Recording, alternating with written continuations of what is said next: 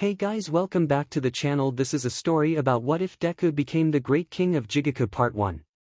If you guys enjoy this what if and want to see part 2, comment down below and let me know before I start. Please do support for more awesome content and leave a like, and don't forget to subscribe to my channel and also share this video with your friends and check out the description in my playlist. The author of the story _𝐷𝗫𝗓𝗏 from AO3. So let's start the video. Bakugo Katsuki hated his school with a burning passion. It was underfunded, the teachers were SHT, and it was chock full of extras. If he wasn't assured it was merely a stepping stone on his rise to be #1, he probably would have offed himself rather than stick through this hellish torture. But the worst part, the absolute worst, was Midoriya Izuku. Hi. The dispassionate voice of Deku replies to answer the teacher. The useless 𝐓𝐻 returned to a sitting position after her name was called. He couldn't stand her, his once best friend turned loser. Her quirk wasn't even that cool. All she had going for her was a demonic form and floating a foot off the ground at most. At least, that's what everyone else thought. But Bakugo knew better. He knew all about her actual power, the terrifying abilities she kept hidden under a dainty apathetic facade, like she was better than the rest of them. The condescending gaze she always leveled at everyone like they were dirt, the same apathetic look she gave him. She never rose to Bakugo's challenges, never reacted to his threat, and always slowly blinked in reply at the nickname turned insult, looking like she had better things to do. Katsuki Bakugo. The teacher called. Hi. He responded gruffly, not taking his eyes off Izuku, instead intensifying his gaze while she continued to look forward with a bored expression, not fazed at all. Her hands crossed delicately on her lap under her desk, long red nails immaculate, ankles crossed daintily, uniform flawless with not a wrinkle or crease in sight. Her hair was composed into a perfect, tight intricate style that wouldn't look out of place on a high-class geisha, hiding the curls with how tight the green strands were pulled. Tall sharp red horns jutting out just below the hairline like some 𝐓𝐻𝐻𝗮. Toxic green on the surface of pitch black watched the teacher at the front of the room diligently with a bored gaze, finding the situation tedious at best, as he began the lesson. She didn't bother with taking notes like the rest of them. Even Bakugo, for all his intelligence, wouldn't be able to get through the tougher material without some note-taking, but not Her Highness. No. Deku just breezed by like most things in life, above them all. The day going by slower than a snail as each second dragged on with agonizing intensity, Bakugo shooting dirty looks at Izuku every chance he got. She had yet to break her statuesque composure, answering every question she was given with practiced ease and an indifferent tone. He could feel small pops going off in his hands, a few of the other extras looking in his direction with fearful looks, turning back to the lesson with tense postures. Good, 𝐓𝐻s knew their places at least. But again, Izuku remained oblivious to his threat, alien eyes trained on the board with a face that couldn't care where she was. Finally, something caught his attention, the first thing the teacher said that was actually worthy of an iota of his attention. Now that you're all third years, you need to think about your future. I'll pass you handouts, but, the man waited, enjoying the brief amount of power he got from the mounting excitement. I figured you're all going to be heroes. The rest of the extras showing off their quirks and cheering, everyone except Deku. But for the first time today Deku finally reacted, her lips quirking up in faintly amused smile that oozed with her brand of smugness. He had to put her in her place, all of them. You're all going to heroics, you extras, you'll be stuck at the bottom. I'm aiming for the top. I'll be going to UA, and I'm going to be bigger than All Might. He exclaimed at the top of his lungs, silencing the whole class into awe, well, almost everyone. Izuku's lips marginally turned down in displeasure, her eyes looking at him condescendingly, challengingly, at his declaration. His blood boiled, but it about shot through the roof when she lazily blinked away her displeasure and went back to ignoring him. His palm exploding, about to ask her the her problem was before the teacher shut him down, asking them all to sit down while he actually handed out the papers, or rather made one of the class clowns salivating for the meager shitty attention they could get do his job for him, lazy 𝐹. Oh, right. The teacher said after a moment of silence, looking up as he remembered something. Only you and Midoriya in the class are aiming to be accepted to UA.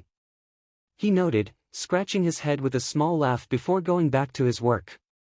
Midoriya, really? I mean, she looks kinda scary, but isn't her quirk floating? Yeah, but she looks like a villain. No way UA's gonna let her in. You're right, what a freak. Despite the many insults and jabs thrown her way by half-wit 𝐓𝐻s who couldn't even bother to pretend their conversations were supposed to be private, Izuku remained impassive, face set in a calm facade, simply quirking her head to look out the window.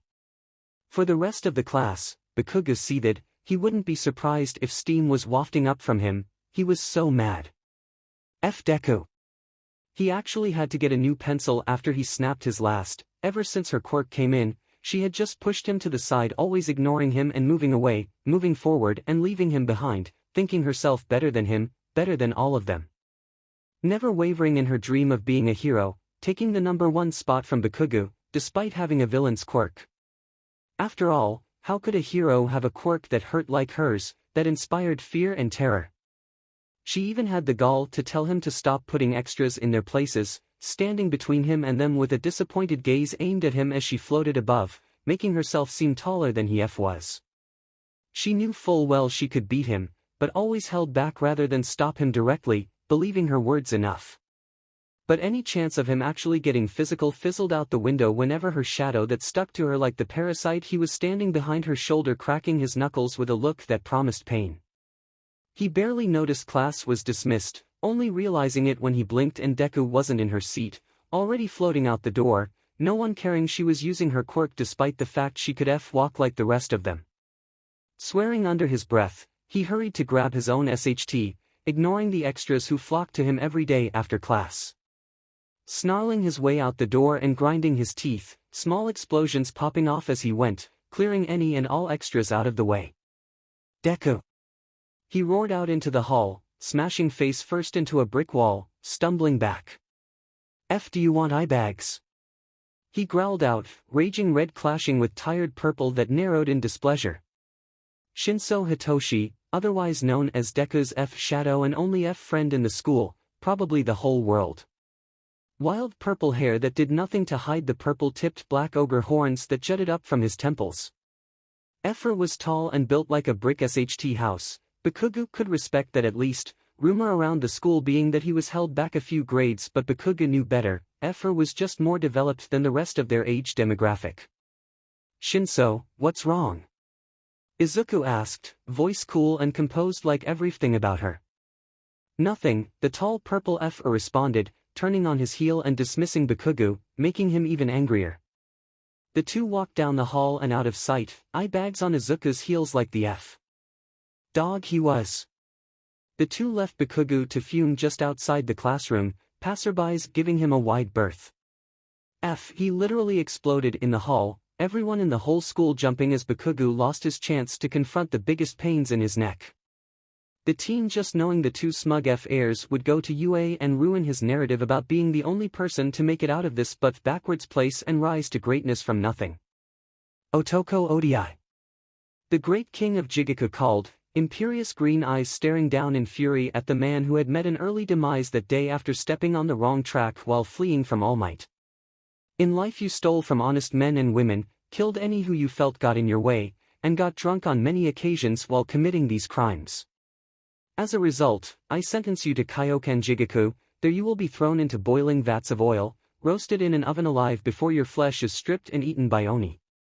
Your mouth will be wrenched open with rusted chains as molten iron is poured down your throat. You will be beaten, pierced, and slaughtered day after day only to be revived for the next cycle of suffering until you atone for your sins at the end of 852 trillion years.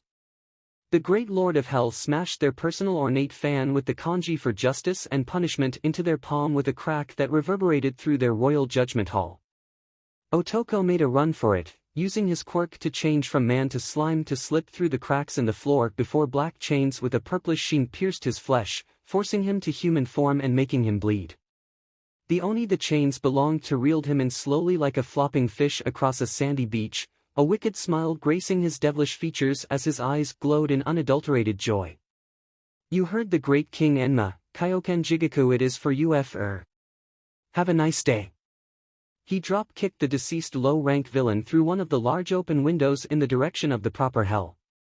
"Wrong way," his boss remarked casually, uncaring of the screams of the departing sinner like some macabre background music as she popped her official seal down on the correct bundle of documents for the now sentenced sinner. "𝐶𝐻𝐻, you're right," Hitoshi remarked, yanking on the chain still anchored in the flesh and bone of the sinner and pulled him back, smashing his fist into the slimy 𝐓𝐴R's face, rocking the air with the force behind the punch, and sending him towards the proper hell. "You ready for the exam?" he casually asked, watching his workout drop out of sight into the distance, the screams gone as he fell away beyond the horizon, letting out a satisfied sigh as he cracked his knuckles, jumping up and down to loosen some of the tension that had grown from waiting for the best part of his job. "Are you?" she asked, toxic jade lazily tracing over Hitoshi's bare torso as he stretched his shoulder out, the air too hot for him despite the open-air design of the palace. She brushed a stray hair out of her face, tucking the rogue strand back into her ornate hairstyle. She clicked her tongue as she tossed the finished bundle of papers into the full cart that contained the rest of the day's sentencing. Day being relative as one day in hell lasted for thousands of years to give the great kings adequate time to properly judge the souls of the deceased, and as junior judge and deputy they only worked relative nights. "Well, yeah." He stretched his arms above his head, listening to his spine crack as he approached the raised dais Izuku's desk sat atop. The thing was so absurdly tall he had to pull himself up to sit on it to properly look the green-haired king of hell in the eye. "But I asked, are you?" He massaged his sore calf, working the muscles that had developed from standing all day and punting sinners out the palace. Izuku looked at him passively, calmly, eyes lidded in feigned disinterest. A second later, a loud crack resonated in the otherwise empty hall when her forehead made abrupt contact with the strong wood of her desk.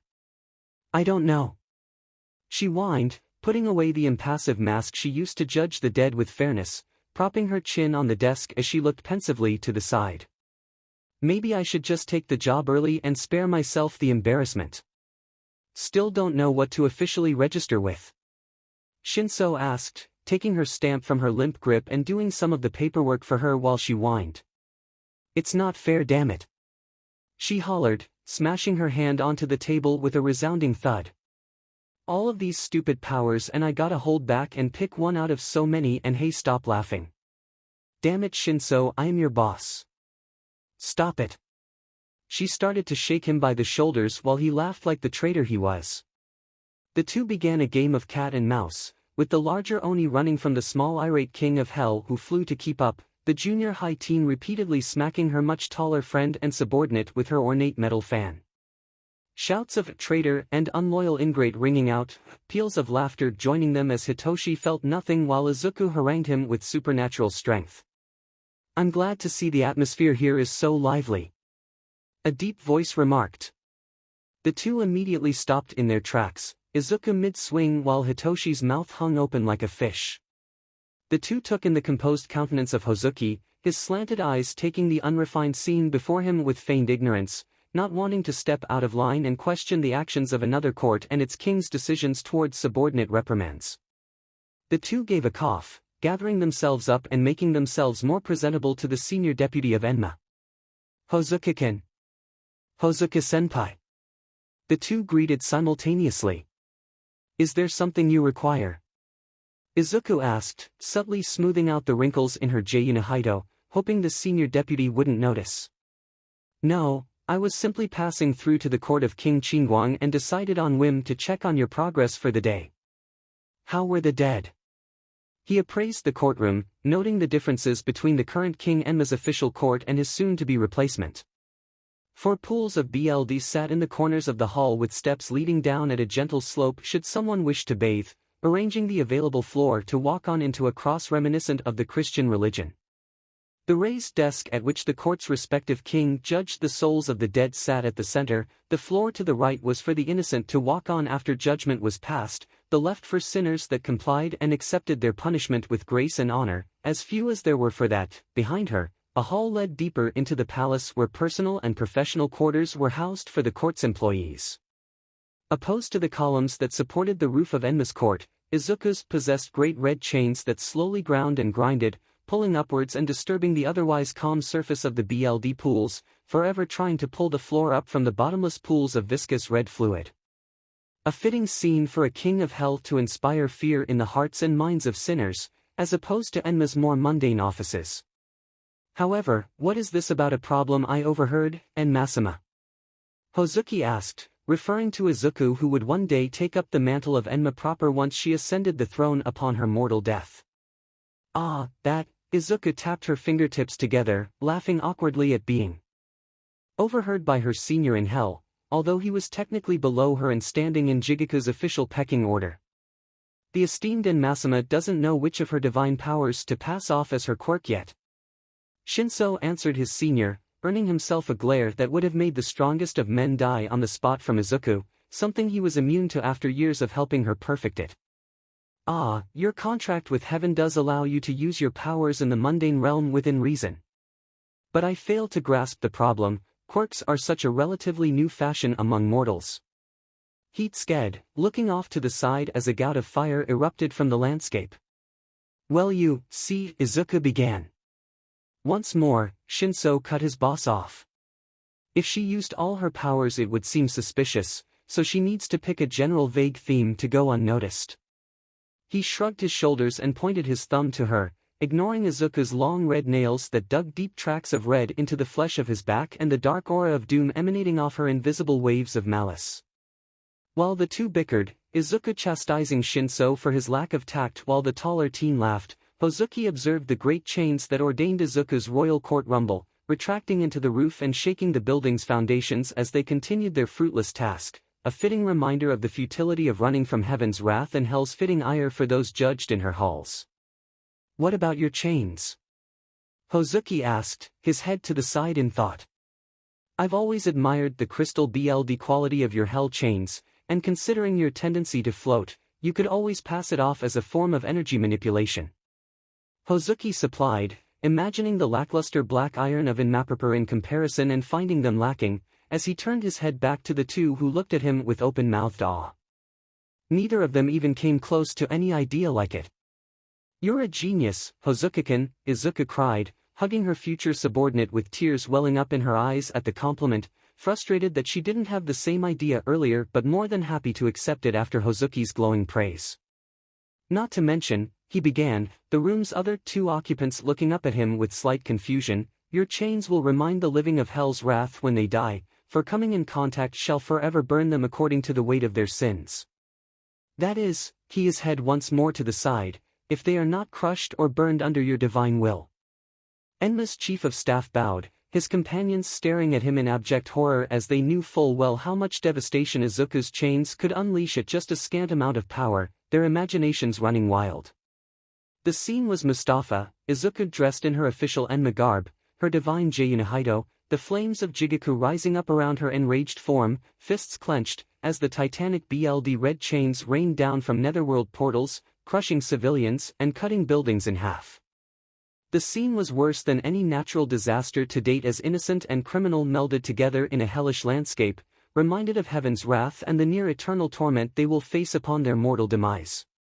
I'll keep that in mind, Izuku answered, her and Hitoshi clutching each other at Hozuki's sadistic treatment and disregard of the sinners that had yet to die. Togata Mirio, also known as the hero in training Lemillion, was excited. No, that word didn't begin to cover it. He didn't think there was a word to describe how excited he was. When Sir had told him there was someone he wanted him to meet, he thought it would be a new sidekick or hero addition to the Night Eye Agency. Instead, he had met All Might, the All Might. And not only that, but All Might wanted to train him personally. The poor teen was practically vibrating at the place All Might had indicted for them to meet to begin his training, across the street from Dagobah Beach outside an old American diner that had one customer inside at the moment. The street had once been a shining tourist attraction for the city, but after years of littering it had become an unofficial dump, with people dropping off sofas and old appliances by the truck full to this day despite it being technically illegal. I am here, with a dramatic entrance. All Might quite literally dropped from the sky, wearing a pair of military boots, and a white tee that clung to his body like a second skin. Mirio was so excited to see his hero that he phased through the ground. When he reappeared, it was to the worried calls of All Might, who was frantically searching the concrete for Mirio. "Togata, my boy. Togata-kun, are you all right?" The hero bent down to the ground, patting the sidewalk as if a door would open up and Mirio would pop up. The hero in training took the opportunity to silently gather up his clothing and make himself decent before coughing to get All Might's attention. "Ah, Togata, my boy, are you all right? You had me worried there." All Might bent down to fret over Mirio. "Yeah, guess I was just so excited I slipped," he finished lamely. "Man, that hasn't happened in a while." His cheeks flushing red as he thought back to all the times someone had startled him, or he got too excited and he vanished into the floor as a result. All Might coughed into his fist, the two mutually deciding that they would ignore what had just happened. "Anyhow, do you know why we are here today, young Togata?" "To train." He pumped his fist into the air. "Yes, my boy, exactly, we are here to work." All Might spat out a worrying amount of blood, his body shriveling up as he became skeletal.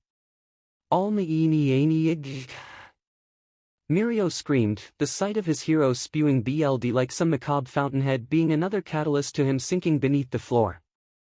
This time he didn't have the chance to put his clothes on in privacy, so instead he grabbed what he could to cover himself before going into a deep bow for further exacerbating the number one hero, All Might doing the same as they shot a volley of "I'm sorry" back and forth like a game of tennis.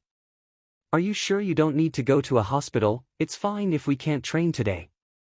I know a few workouts that Sir advised me to do in my free time, and I do have a gym membership." Togata hovered around the now diminished symbol of peace. "No, it's all right." All Might coughed into his fist, wiping the blood that trickled out the corner of his mouth. If you're sure," the two crossed the street at All Might's insistence. "If you don't mind me asking, how?" Mirio waved his hand vaguely in All Might's direction, silently asking how. All Might sighed. "Quite a few years back, there was a villain that I fought, and while I took him down, it was at a great cost. It left me without many of my organs and has reduced the time I can work as All Might down to 3 hours a day now." All Might finished darkly, pulling up his shirt to reveal the twisted mass of scarred flesh from where the villain attacked him. Mirio swallowed in discomfort as it seemed to pulse along the man's exposed ribs. "But that is not the point today, is it? No, we are here to help you become a better hero." All Might smiled with his skeletal features, the new sight unsettling, but Mirio did his best to not show any reaction. "You will be doing some charity work to clean up the beach. After all, the foundations of heroics is giving back to the community, is it not?" All Might in his puffed up to high hero form to grin with a thumbs up after delivering the cheesy line straight out of an environmental awareness commercial, only to spew blood the next moment and deflate back down to his shriveled skeletal form. "You will be loading up garbage into my truck here," All Might patted the side, "and then I will deliver it to be properly disposed of. But I warn you," All Might puffed up into his larger form once, "you will need to be careful." He walked over to a defunct refrigerator unit. "You'll need to work strong." He easily lifted it up into the air with one hand, and most of all, the fridge crumpled above his head like an empty crushed can. "You will need to go plus ultra." He cheered his alma mater's motto before tossing the paper-thin appliance into the back of his truck with a thud. "Any questions?" he asked. "No, I think I got it, but look out." Mirio dashed forwards, hero training kicking in as he pushed All Might out of the way, a rogue truck having flown out of nowhere and landing right on top of where All Might previously stood, where Mirio currently stood. "Young Togata!" All Might roared, ripping the obsolete vehicle from where it stood embedded in the beach. "Hi!" Mirio answered, popping up a moment later, NDE for the 3rd time in 30 minutes, the 6th time today. "That's good." All Might sighed, letting the truck drop to the ground with a heavy thud. "You had me worried there for a second, but you truly have the reflexes of a true hero, I am glad to see."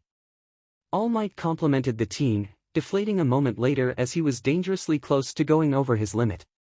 "What was that?" Mirio questioned, putting his clothes back on. Thankfully they were only squished and had only sustained minor holes from the impact. "I don't know," All Might mused, the two looking in the direction the truck had come from and beginning to hear the sound of heavy fighting faintly in the distance. Let's go, but be careful. The deflated All Might told him, taking the lead as they ran through the twisting maze of unwanted garbage in the direction the fighting was coming from. Nothing could prepare them for the scene they would stumble across. Two teens, no, demons really, were fighting Fang and Claw. Red and purple chains whipping by, ripping garbage from its resting place before turning it into a deadly projectile that left deep craters in the surrounding conglomerate of waste. To say nothing of the immense strength the two Oni exuded with their punches alone, the air rippling whenever their fists clashed or whenever a deadly kick was blocked. The larger of the two, a large teen with purple hair and purple-tipped black horns, fought without a shirt, exposing his well-built torso, charging into battle with a feral fanged grin that exuded wild excitement, enjoying the feeling of being alive as he clashed with his opponent. Heavy black chains that shined purple in the light grew out of his well-defined forearms that he whipped around with deadly ease, using them to grapple objects before throwing them at his opponent with perfect accuracy. Speaking of his opponent, she was a petite young girl, probably junior high, floating above the ground in a pair of workout shorts and a tank top. She too looked like an Oni, dark BLD red horns that jutted out from her forehead and rose to a majestic length above her head of green hair, her lips curled into a wide smile that showed off her matching set of fangs. Red wisps of energy swirled around her forearms, dancing along her fingertips before dissipating along the length of her long sharp red nails. She seemed to be the one controlling the red chains as they spontaneously burst into being before crashing into the earth below, throwing up huge clouds of sand, making a heavy thud that shook the surroundings from the impact. The two fighters took no notice of the newcomers, opting instead to go for each other's throats with their bare teeth, literally. Toshinori was ready to puff up into his All Might form to stop the fighting as it looked like it was easily getting out of hand when Mirio stepped in. "Excuse me," he said. Big mistake as the Oni's rage turned on them in an instant, both working in tandem to shoot their deadly chains at the hero duo.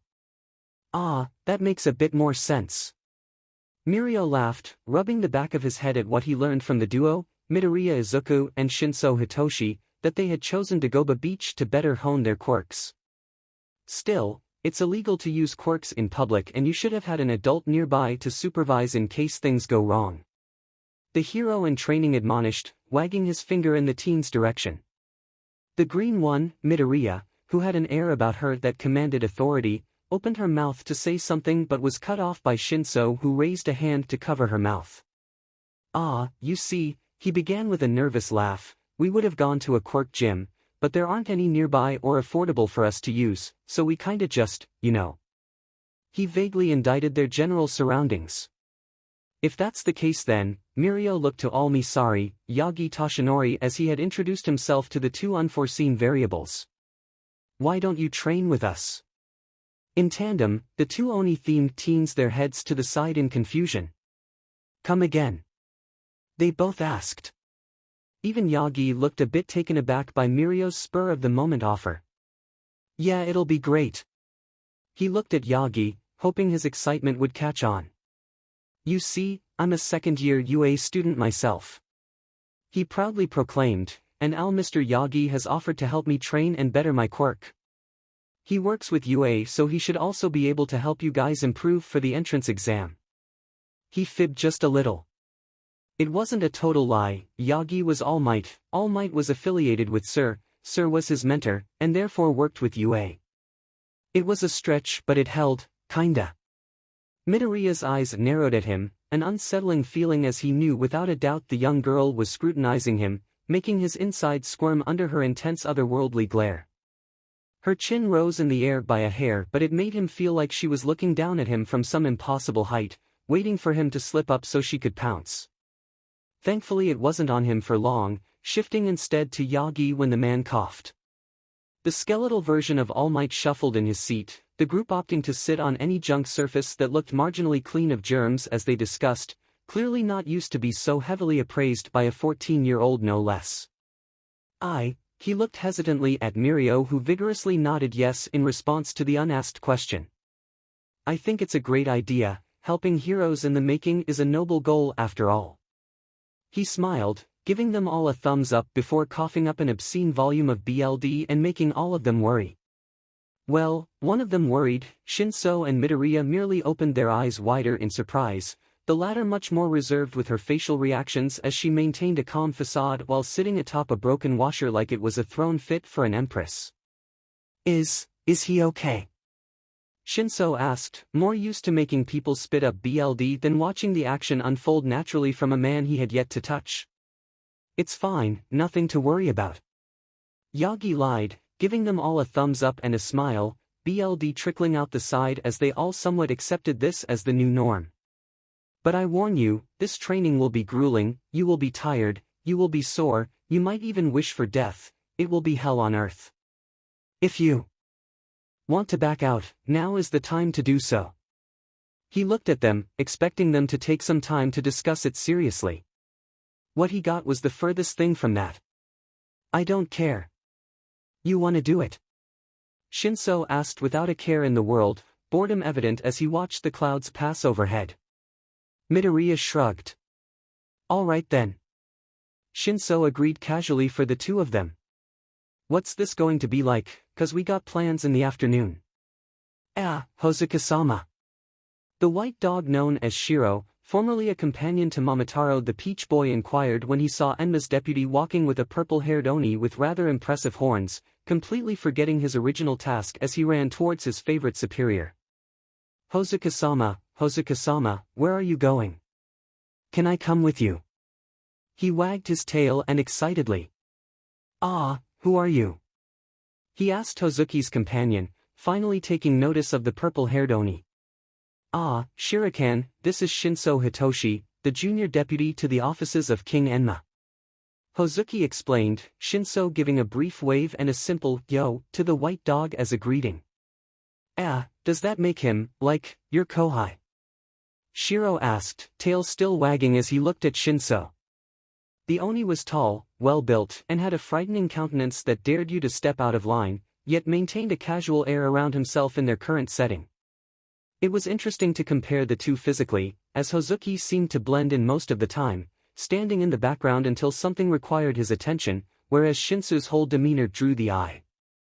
I was just talking with 𝗀𝐸 about Enma's latest judgments as he was here to drop off some paperwork before I accompanied him back to the court for the last trials. Can I come? Shiro begged, standing on his hind legs and jumping on Hozuki in his excitement. Hozuki looked first to 𝗀𝐸 for approval, knowing the request was technically out of his power, getting a shrug in return that could be construed as permission in reply from the laid-back Oni. The now group of three walked through the palaces of Enma and out the front gate. Wait, isn't the courtroom that way? Shiro asked. We are going to the new court of Enma today. Hozuki responded to Shiro's confused question. The new offices. Shiro looked down in thought as they began walking up a narrow cliff path surrounded by a sea of fire, slowly gaining altitude. Is there something wrong with the old offices?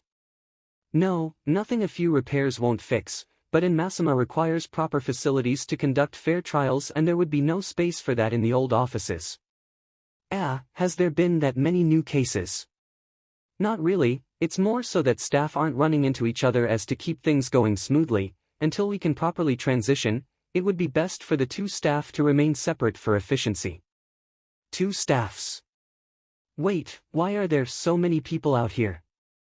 Shiro screamed, though it was strong to hear as the throng of souls jostled and fought, unable to go anywhere due to the narrow path and the heavy iron chains blocking them in like cattle.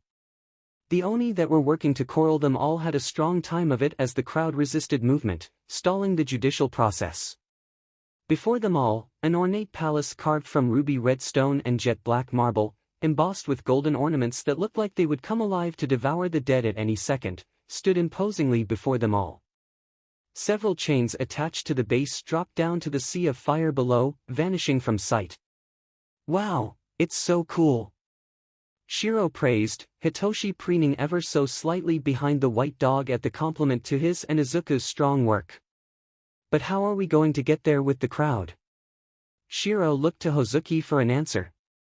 It's about to begin. Hozuki narrowed his eyes in anticipation, pulling an umbrella out of nowhere and opening it for cover. What's about to begin? And why do you have an umbrella? Shiro panicked, not liking where the direction was going. Here she comes. Hozuki's companion spoke for the first time, crossing his arms and giving a manic smile as he waited for whatever to begin. Oi, what's going on? Come on, don't leave me in the palace gates swung open with a deafening clang, the crowd going silent as a figure wreathed in murderous intent stepped out, calmly, slowly, methodically with purposeful intent. Oi, they said, their voice deep and commanding while retaining a feminine quality. What the hell do you think you're doing holding up the line? Shall I increase everyone's sentence then for such blatant disobedience? The figure, now identified as female by Shiro, threatened. Their voice made the stiflingly hot air feel like it had dropped below freezing, the light dimming as the sea of fire rapidly receded as if afraid. The crowd also calmed down, if only marginally, before their protests once more sprung up in a loud cacophony of noise. Why do we have to be judged? I'm innocent, the first tell you. Why should I believe you? This can't be real. None of them noticed the fine line they were walking on as the dark aura of murder and rage surrounding the woman only intensified. Shiro's fear only grew when the murderous intent vanished, replaced by a calm demeanor. I see, she cracked her ornate metal fan against her hand, the light that glinted off it only intensified the regal and commanding air surrounding her. However, she cracked her fan open halfway, exposing the kanji for justice. In Jigoku, us king's decisions are absolute. You will die by our words, live by our words, and die again until we have deemed it fitting to release you back into the mundane world, or if you are lucky, heaven. But until such a time as the CYCL is complete, she cracked the rest of her fan open to reveal the kanji for punishment, hiding her mouth behind it as she looked down her aristocratic nose at the gathered deceased. Suffer and die for your sins. She closed the metal instrument with a snap, revealing the snarl previously hidden by the ornamental piece. The scene that followed would forever give Shiro nightmares, as heavy red chains that glittered like pools of blood in the moonlight crashed down from heaven. Those unlucky enough not to be crushed by their weight and be reborn at the starting line to walk from the 4th court to the 5th court, found their bones and entrails ripped out by the vengeful chains. Plenty of those too close to the edge found themselves falling into the fires below. But the worst fate for the sinners was to have their bodies and souls meld with the blood chains, their pain forever etched into the surface of the crystal-like material as they silently screamed until a time when their sins might be resolved. Now then, any further protests? The goddess of destruction asked with a demonic grin, eyes aglow with the promise of pain and further reprimand. No. She asked again, looking at the crowd of survivors who waved their heads frantically up and down with the manic glee of a madman worked half to death. Then you pissants better get back in line and wait your DMN turn, or it's Avicii for all of you. Need I repeat myself? She smashed her fan into the nearest unfortunate object, the large golden gates of the palace cracked and shattered under the strain. The sound of it akin to a bolt of lightning cracking down with the weight of heaven's will backing it. It seems we have been blessed to witness the great King Enma-Sama's heavenly chains in action. Hozuki announced like he was narrating a pro wrestling match rather than bearing witness to a massacre, if the dead could still be massacred. Both he and 𝗀𝐸 were quietly clapping as if the female Enma had just scored a holy Unknown at a golf tournament. How can you be so calm about this? Shiro screamed in a potent cocktail of justified shock and terror. The two males paid no attention to their surroundings as they walked through the carnage, perfectly at ease like it was a nice summer day. Please, save me, please, save Crack. A poor soul begged for help, his body crushed under a single chain link the size of an SUV, but before he could finish, a much smaller chain, relatively speaking, and with the average link about the size of a bowling ball. Blood spurting all over the place and making a veteran to Jigoku's unforgiving lack of mercy like Shiro cower. The white dog was quick to get right behind Hozuki, tail tucked between his legs as he watched those that had not died on impact get put out of their misery one at a time.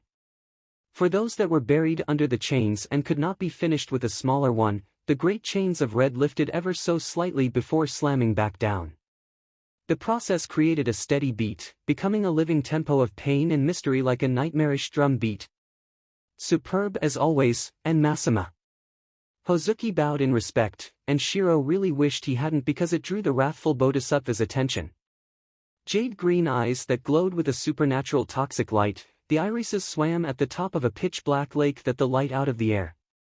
Her features, which could under normal circumstances be considered aristocratically appealing, were twisted in such a way that they could only inspire the most primal of fears. Her 𝐀𝐦, an elegant design of royal gold, pitch black, and vibrant red, rippled with the visible waves of murderous intent. The noble's green hair tied in a tight, intricate hairstyle reminiscent of the Edo-era noblewomen, kept in place by a variety of death-inspired macabre ornaments. And as quickly as she had burst on the scene, the embodiment of fury, it vanished, the woman actually shrinking in on herself and becoming younger in appearance, more docile, as she nervously twiddled her thumbs under the folds of her robes. "I, didn't know you would be here so early, ― I'm sorry you had to see that scene earlier." She bowed in apology. "How?" "―Sama has done the impossible and tamed a typhoon." Hozuki in turn bowed back, saying it was no problem at all and actually an enjoyment for him to witness the powers behind hell at work in all their divine glory. Nay, ―Sama, I thought you said we would be going to Enma-Sama's court, but it looks like she's in charge here." "Who is she?" "Another king of Jigoku." Shiro asked, pawing at the air, his simple brain putting aside his earlier trauma in favor of this new enigma. "Oh, you haven't met Enma-Sama, have you?" Hozuki smacked his palm with his fist. "Shiro-can, allow me to introduce you to Enma-Sama's heir apparent who will one day take up the title of Enma proper, Midoriya Izuku." The young lady bowed with a small smile, her image far from her earlier appearance that would make a whole platoon of war-hardened Marines st there in fear. "It's a pleasure to meet you, Shiro-can." "So are you Enma-Sama's daughter then?" "You don't look like Enma-Sama, you're very short for starters." "Are you gonna get fat and grow taller? You gonna grow a beard?" Shiro blurted the first things into his mind. Hozuki and Midoriya gave him blank unimpressed faces while ― struggled to contain his laughter. "Feel free to punish him as you see fit, Enma-Sama." Hozuki glanced in Midoriya's direction. "Hi," the future queen of hell agreed, picking Shiro up by his scruff. Ah! "Someone save me, Hozuki-sama, help!" Shiro screamed as he was launched into the stratosphere. Meanwhile, in Shangri-La, the boy found in a peach, known as Momotaro, was busy at work gathering herbs by the lake of heavenly healing water. And in said lake, his boss, the perverted divine celestial beast, Hakutoku, lazed about in his human form. The Chinese symbol of good luck wore a pair of board shorts as he floated along the lake's placid surface on a large pink panda inflatable. The divine contradiction napped, casually waving a fan with the kanji for prosperity to cool himself off. "Ma, I miss Shiro-can." Momotaro sighed before getting back to work. It was times like these when he was breaking his back to help keep his boss business above the waterline that he missed his happy-go-lucky companion. The small, fluffy, white dog always had something positive to say, or at least essay everything in an infectious positive light. "Help me." It was times like this that he swore he could hear his longtime friend on the breeze. But it was usually his imagination. "Someone. Save. Me. Shiro." Momotaro popped up from his herb harvest, realizing the noise wasn't in his imagination, looking around for where he heard Shiro calling out for help. Tadarukin, something wrong." The Baija cracked an eye in easy amusement as he watched his apprentice look for his friend. "Did you by haps see a young lady lost and in need of help?" He spluttered as the makeshift white cannonball of fur crashed into the immortal beast's stomach. Hakutoku-san. "How did I get Momotaro?" Shiro recovered quickly from his flight between realms, paddling to the shore to greet his old friend while the celestial beast anchored beneath the rippling lake. They had done it, they had cleaned Dagobah Beach. Where the mountains of garbage that had once obscured the pristine crystal blue water of the ocean were gone, with the exception of 3 heavy truck engines that didn't fit in Toshinori's truck. But that didn't mean tourists and beachgoers were going to be coming back anytime soon. The white strip of sand looked like a full frontal naval invasion had taken place. The deep craters were courtesy of the Onijuo, as Mirio had taken to calling them far from earshot. If Toshinori or himself looked away for even a second, or failed to give them a task, the two would break out into a fight to better hone their abilities. This actually had the benefit of cleaning the beach faster, mostly by the obliteration of anything unfortunate enough to get in their way, while also destroying the beach as well. Mirio had long given up on stopping them once they started. The two took the adage, "an object in motion stays in motion," to a whole new level. Plus, he didn't feel like getting turned into a club to beat the other into SBMSN again. He was more likely to be injured, or killed, in that case long before the others so much as got a bruise. Another plus though was the massive improvement in the control over his quirk, and instinct to dodge had grown exponentially since his training began. Those two things were sadly not unrelated. That's right, the muscular blonde thought to himself, tomorrow's the UA entrance exam. Mirio peeked out of the corner of his eye to look at Shinso. His definite future kohai was busy juggling the three giant truck engines with ease, mouth open as he half-mindedly paid attention to his feat of strength. Swallowing thickly, Mirio turned his attention to the other half of the 𝐀𝐦 𝐍𝐴. The lump went down about halfway before stopping, the muscles too afraid to move and possibly attract the vengeful ire of Midoriya. The hero in training offered a silent prayer to the lords of the dead to have mercy on whatever fool made the infinitely bad decision of off the junior high graduate. Massive bags hung under her eyes, visible a mile away against her pale features. Her brow knitted in a nigh-constant knot of irritation, eyes squinted into venomous slits as she tried to evaporate the ocean with her glare. A not-so-impossible feat given the amount of steam popping off the waves. She had yet to speak for the day, but Mirio was sure if she did that her words would be so hot the sand would turn to glass. Nay, Hitoshiken, did something happen to Izuku-kun? He looked over to the teen, a good distance apart from him in the event he lost his grip on the engines. While confident he could dodge or phase through at the last minute, the 𝐀𝐦 had a habit of moving too fast for him to react. Hi! Hitoshi turned to look at him, hands still in the air but no longer moving, all three of the heavy engines crashing into the sand with the power of a cannonball. The last smashed into Shinso before bouncing onto the beach with a much sadder, defeated, sounding thud. The metal car part sustained more damage than the person it fell on. Shinso looked as if he hadn't even felt it, didn't even budge a hair. Are you okay? That engine kinda came down strong, understatement of the millennia. I've dealt with worse. Shinso scratched his head looking up, more out of habit than anything else, and Mirio believed him. Something wrong? No, I should be asking you that. Is Midoriya-kun okay? She seems kinda murdery. Shinso for his part actually looked a bit concerned, eyebrows knitting together as he focused Izuku, who had yet to move from her staring contest with the waves. I think she's actually winning that one. Mirio thought to himself. Shinso closed his eyes, snorting as he returned back to waiting for Toshinori to return and take the last of the trash, hefting one of the engines with ease and tossing it high into the sky, doing the same with the others and resuming his feat of strength with a renewed, albeit bored, disinterest. Oh, that, the tall purple-haired teen noted, she's just nervous. Nervous. Her. Mirio turned to look at her, much of the beach exposed despite it being high tide, waves of murderous intent washing off her lithe form, slithering across the sand and warning any and all away from her. Before he could ask for further elaboration on what she was nervous about, loud honking drew their attention. The ocean crashed down and flooded up the beach, the sound more like a sigh of relief than some great wave overtaking the land. Yagi had barely stepped out of the truck before Shinso had thrown the engines in. Thud. Thud. Thud. They crashed in succession. The new truck, now battered and beaten from all the junk thrown at it, dents and dings littered its side, to say nothing about the back, which looked like a miniature version of the beach. The less said about the struggling suspension the better. Mirio was more surprised that Toshinori had gotten everything to the dump and back than he was that three teens had cleaned the beach.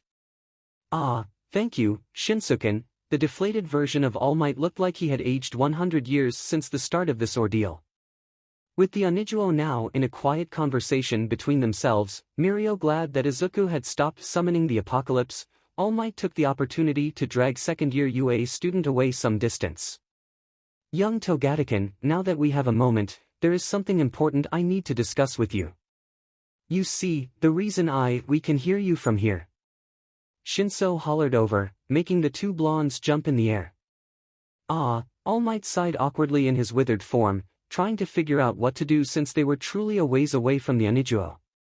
Would you mind terribly if at least let me finish what I was going to say? He ranted, the two devils already walking far away from Toshinori since their part in cleaning up the beach was now over. The tall skeletal man coughed into his fist, confident that the two were too far away to take notice anymore. He puffed up into his hero form.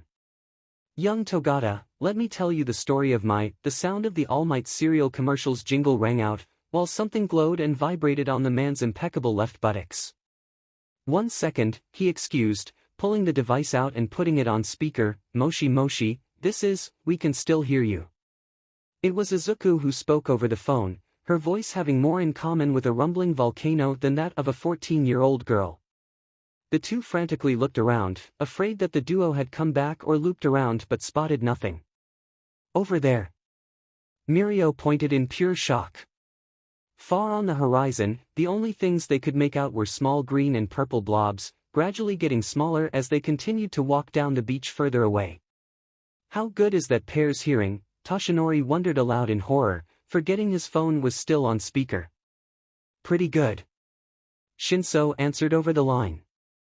Uraraka Ochako felt sick to her stomach. She was on the verge of throwing up and she hadn't even used her quirk yet. Normally one might be able to chalk it up to taking what was a test scraped right out of a Harvard textbook and about to partake in a practical exam that would decide her future career prospects, nothing big. And normally, she was pretty decent at tests. Normally. But you see, the thing with this particular test that was tying Uraraka's stomach in pretzels was the terrifying girl that she had unluckily been assigned to take the practical test with. With tall red oni horns and reverse eyes that glowed a toxic green, she was terror-inducing in her own right. But coupled with the aura of impending doom, she was able to inspire fear and terror beyond anything any movie, past, present, or future, could ever hope of coming close to. One poor participant, a tall athletic boy with engines in his calves, tried to reprimand her for the intense vibes she was giving off. Uraraka watched as he started strong, waving his arms up and down robotically as he built up steam. The effect you are having on the other participants is unacceptable. Do you think using your quirk in such a manner is? The glare he received once he actually stood before the unquirked girl could have melted lead in an instant.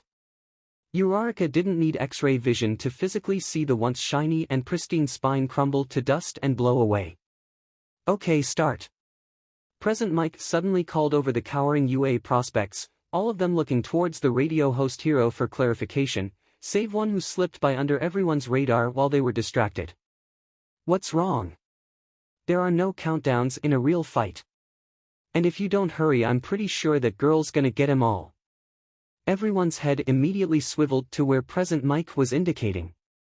The scene looked straight out of a dramatized war documentary as robots were torn to shreds by unforgiving red chains that glowed with a supernatural light. The impacts could have put cannons to shame, and it was a wonder none of them had noticed them earlier. Everyone ran like hell once the pieces clicked and the threat of not getting a single point hit home. Their terror of the monster girl forgotten as their need to succeed overwhelmed what little self-preservation they had left. If you had told 6-year-old Shinso Hitoshi that 9 years from then he would be tearing through robots like soggy tissue paper on what was an assured one-way route to being a hero that graduated from UA, he would have told you to leave him alone before going back to playing with a stray cat. And while the fighting was nothing he hadn't worked with in Jigoku, he ate glass villains for breakfast, literally, he couldn't help but smile. Throwing a silent prayer to Enma-Sama, his Enma, in thanks. But the icing on the cake wasn't the assured one-way ticket into the heroics course, no, it was off 𝗵𝗃𝗃 Katsuki, Hitoshi's favorite pastime. Sorry, my wrist slipped. Whoops, was that your point? If you're not gonna take someone else might as well. You sure you're ready for UA heroics? All these and more he quipped to the Bomberanian, sniping headshots with his chains mere seconds before Katsuki could blow them up. He estimated he had stolen about 30 points, at least, from the Dynamite Blonde, and that wasn't even counting his own rightly earned kills. 𝐓𝐡𝐢𝐬. The irksome thorn in Hitoshi's side since he joined Izuku at Aldera exploded. He knew Izuku would want him to stop, to be the bigger person and drop his petty grudge. But his boss wasn't here right now and, better yet, had given him temporary free rein to succeed at all costs. That meant he could punch the robots at full strength, not that he needed to. He could use his chains to their fullest extent, giving him a maximum range of nearly twice the city. But most importantly, it also meant he could grate on his opponent's nerves, metaphorically not physically of course, to throw them off their game. He might not be as good as Amenojaku in Moru Jigoku, but he could sling zingers and barbs with the best of them. Life was good for the human-turned-hell minion as Bikugu stalked off while Hitoshi smirked. He had plenty of time left, no need to rush, so he spent the rest of his exam lining up trick shots, piercing multiple robots at once with a deadly strike of his chains. His record was 7 at the moment, and otherwise just enjoying it.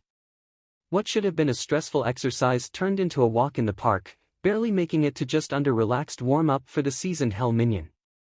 When the ground started rumbling and the 0-pointer arrived, he was overwhelmingly unimpressed. Sure it was big, sure it was loaded with guns and lasers and a whole barrage of other needless artillery, but 𝗀𝐻 dealt with deadlier flowers on a daily basis. It was worth zilch, so he was about to just shrug his shoulders and walk away when he felt it, that sensation that only Izuku could create when she was truly going all out. It was a shock of fear to his system, like being doused with the coldest waters from the 8 freezing hells of Jigoku, an alien feeling that he hadn't felt from anyone else in over 9 years, and it just made him grin, blood pumping through his veins like a drum call to war. His hands flexed, eyes widened and glowed, his breathing became ragged. If people weren't running from the 0-pointer, then they were running from Hitoshi, who just stood there, hands by his sides, shoulders hunched but firm, face ablaze with an excited frenzied expression, lips peeled back to form a psychotic smile that revealed the 2 rows of white wickedly sharp teeth that could bite through steel with ease. The ground shook, but not from the 0-pointer. It felt like a barrage of heavenly artillery was being unloaded a relatively short distance away. Game on. He growled out in a husky voice, practically salivating at the challenge as he thought of a way to take out the 0-pointer, narrowing the choice down to chains or brute strength. He chose the latter. Walking over to the nearby building, he smashed his fist into the side, shaking the foundations as a massive series of cracks went up the side, separating a large chunk that fell into the eager hands of the mad devil. The chunk of rebar and concrete had to be the size of a bus and twice as heavy, but it might as well have been a baseball to 𝗀𝐻, who casually tossed it up and down as he leisurely strolled closer to the mechanical behemoth. He came to a stop a few hundred meters from the metal titan that was silently watching Hitoshi get into position, the boy cracking his neck from side to side as he worked out he took in a deep breath to center himself, catching the scent of wetting fear wafting in all around him. Looking up to the sky and watching as a mass of red and black clouds swirled ominously overhead, the sound of screaming assaulted his ears in a familiar symphony that would have made anyone else run in the opposite direction.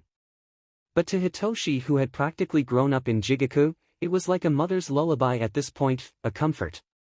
Feeling like this was a good spot, he reared his arm back, taking aim for the construct's head. What does that 𝐓𝐻𝐢 always say again? He tried to remember Bikugu's favorite catchphrase. Oh right, he coughed to get it just right, die. He hollered in his best impression, knowing the angry 𝐓𝐻𝐢 was watching the carnage unfold.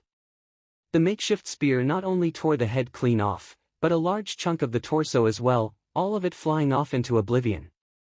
And that concludes the UA entrance exam. Thanks for tuning in, listeners. Mike called over the intercom, voice lacking its usual upbeat energy and sounding like he had just been traumatized, signaling the end for the entrance exam. Uraraka didn't know whether to run or die on the spot. Throwing up to distract her current sitting companion likely would have ended in her demise. It was like she was on a desert island, disconnected from everything. The girl from before, the Oni, and her were sitting on a piece of rubble as if they were on a bench at the park, eating gummies they had been handed by recovery girl, UA's school nurse, after getting chewed out by the aging hero for overdoing it. The city looked like it had been gutted, torn apart, and then had a war staged through it.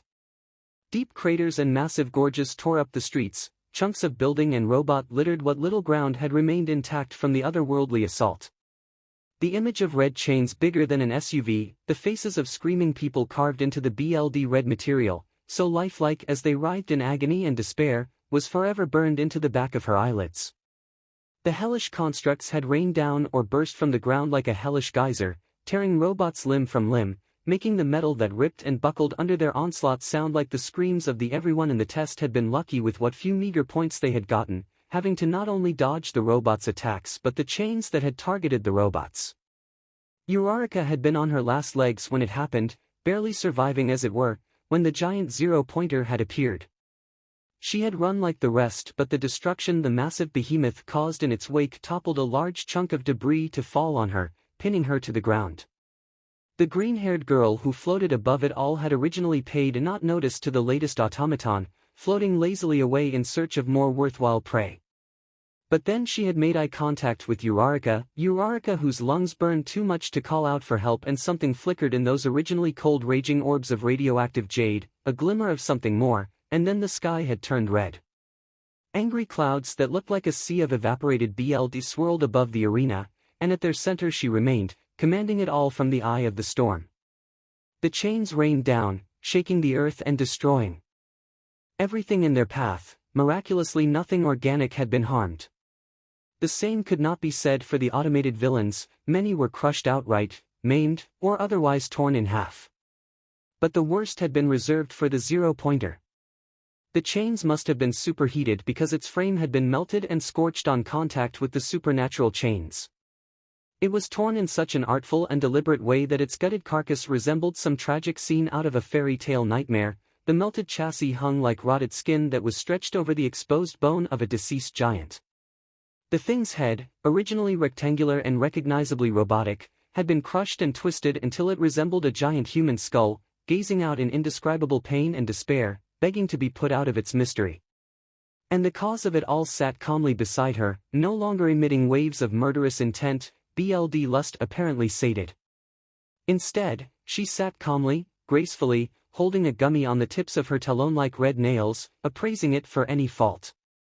Finding none, she popped it in her mouth, ripping the head off with her razor-sharp teeth. 𝐸𝐸 fingered her own neck in sympathy for the small sugary bear that had just tragically lost its life. Even with her stomach empty and begging for something, she didn't feel like she could manage water at this point. "Not hungry?" the girl beside her asked, one long nail pointing casually towards 𝐸𝐸's own colorful bag of goodies. 𝐀𝐦 was a short and plump woman that exuded a motherly charm. Though still married, she was more or less a single mother raising a teenager since her husband had gone overseas to work. Perhaps in another life she would have become a tangled ball of stress from raising a child practically on her own, but not this one. In this one, she was a tangled ball of stress from a series of deadlines from her publishers. But tonight was not about her latest novella. Tonight was about Izuku and Hitoshiken getting into UA, the two having received their acceptance letters about 3 days ago. So the Midoriya household was bustling with activity, mother and daughter working in tandem to get the large dinner ready. Izuku was setting the tables and living room up for company, ferrying the finished dishes to their respective places in the dining room, while 𝐀𝐦 worked feverishly in the kitchen to finish the many dishes cooking simultaneously on the stove top. Teriyaki chicken, donburi, hamburger steak, and katsudon, to name a few, were cooking on the stove. 𝐀𝐦 herself was busy preparing ingredients for a seafood and vegetable hot pot as she monitored the stove. In the fridge sat a few alcoholic drinks for the adults and a triple-layered triple chocolate cake for dessert. She was in the middle of chopping carrots when the doorbell rang. "Izuku," she called, a bit frazzled, "can you get that?" She whipped around to look at the door, but the sound of something popping on the stove quickly made her turn around. "On it." Izuku moved silently, hovering across the ground to the door. The sound of greetings and happy chatter reached her ears as people filed into her home. 𝐀𝐦 popped up from her stove, managing, a thought on the tip of her tongue but stubbornly refused to go beyond her lips. "𝐀𝐦-kun." She heard a light, airy feminine voice behind her. "Tama-kan," she replied, twisting around to happily greet the short white-haired woman. The two shorter-than-average women passed pleasantries to each other as the rest of Toma's family filtered into the living dining room. Her two sons were the exact opposite of what you would expect at first glance. The eldest brother, 𝐀𝐦, was a short impish boy with a pronounced brow and drooping eyes under a head of shaggy white hair with 3 stubby horns sticking out from the top of his head, 2 traits he shared with his mother. Honestly, if 𝐴𝐻 didn't know the family, she would have assumed that 𝐀𝐦 was the younger brother. But no, that honor was reserved for Izuku's best friend. Shinso Hitoshi, adopted into the family, which explained a lot about the vast difference of appearance, though they shared a few traits by coincidence. Shinso too had wild hair, although his defied gravity and possessed an indigo coloration as opposed to the whitish gray of his family. He was a tall boy, barely older than Izuku, and yet he could have been mistaken for a high schooler. His slouch did nothing to hide just how tall he was, the bad posture cancelled out by his gravity-defying hair and the pair of long curved horns jutting out of his forehead. The true irony was that 𝐀𝐦 looked like he should be starting junior high and that Shinso could easily pass for a second year, if not a third year, in high school. But 𝐀𝐦 was actually a college graduate and moved out with a job while Shinso had only started on his first baby steps into adolescence. Ah, hot pot! The elder cheered, running over to where 𝐴𝐻 had stopped chopping to look at a peeled and diced eggplant, his namesake, and just stare at it in anticipation. "Hey auntie!" The younger brother greeted, letting 𝐴𝐻 pull him in for a hug. "We brought along 𝐀𝐦's friend, I hope that's okay." He pointed a thumb over his shoulder, indicating a black-haired boy that looked very similar to 𝐀𝐦 only with a darker color scheme and slanted eyes. His black hair was short and he had 2 horns instead of 3. He actually looked a bit shocked by the scene in front of him as he stood dumbly in the doorway. "I'm 𝐀𝐦, I hope I'm not troubling you by tagging along." He greeted her with a wave after Hitoshi introduced her, the smaller boy explaining that he and 𝐀𝐦 worked together but remained vague on the details of where, a common theme among the boys with everyone else shrugging their shoulders whenever 𝐴𝐻 asked. One day she'd finally get the answers she was looking for, one way or another. The two stood a bit in the entryway, 𝐴𝐻 waiting for him to come in a bit more while 𝐀𝐦 continued to stare at something behind her. Looking over her shoulder revealed only Izuku and Hitoshi setting the table while chatting amicably between themselves, a common occurrence in the Midoriya household. "Is something wrong?" she asked when she couldn't find what was so interesting. "No, it's just. I didn't think this is where Izuku went," after 𝐴𝐻 her head to the side as 𝐀𝐦 started to sweat bullets. "School. I always thought that someone with her talents would be holed up in the library, so I never really thought about what her home looked like." He forced out a series of uncomfortable laughs, refusing to look in 𝐴𝐻's direction, or rather, what was behind 𝐴𝐻. A quick check behind her revealed Izuku walking, or rather floating, into the kitchen while Hitoshi tried desperately to hide his laughter, failing miserably at it as his shoulders shook violently with every snicker and snirk. The tall boy choking on a glass of water that he had wisely decided to drink from to further cover up his bemusement, 𝐀𝐦 beside him patting his shoulder while he vocalized the same question on 𝐴𝐻's mind, getting only a wet-hacking cough in response. She was about to ask what had happened when the doorbell rang. After quickly shooing 𝐀𝐦 into the main dwelling after he took his shoes off, 𝐴𝐻 smoothed out the wrinkles in her apron, a stylish pink fabric emblazoned with kanji for apron, a gift from Izuku for Mother's Day, before opening the door. A happy smile creeping onto her face as she recognized the last of their expected guests. The two were family friends as well as the owners for 𝐴𝐻's publishing company. "It seems everyone I know has some demonic-related quirk." 𝐴𝐻 smiled to herself at the amusing thought, noting the single horn on Hozuki's head that divided his bangs and the truly monstrous size of Enma as he stood behind the pale slender man. "Good evening, 𝐴𝐻-kun, I hope we're not too late." "Oh, but we brought taiyaki and dango," the large bearded man proclaimed, holding up bags that contained the dessert items along with various other snacks and a few bottles of sake that was well beyond the Midoriya budget. Normally she would have offered some pleasantry about how they shouldn't have bothered and that it was fine if they didn't, throwing in a good apology along with a million thank yous for good measure, but this was a celebration. So she bit her tongue and bid them entry. Enma was the first in through the doorway with a quick but heartfelt "thank you," squeezing in through the door frame and past her before he joined the others in the living room. Hozuki followed after with a click of his tongue while holding an item of his own, a clay pot with a single green sprout growing from the black fertile soil. Please accept this housewarming gift as thanks for having us. He bowed while proffering the gift to her. 𝐴𝐻𝐸 took the item, not quite knowing what to do with it, nor what it would grow into and the care that would be required not to kill it off like every other plant that had come into 𝐴𝐻𝐸's care.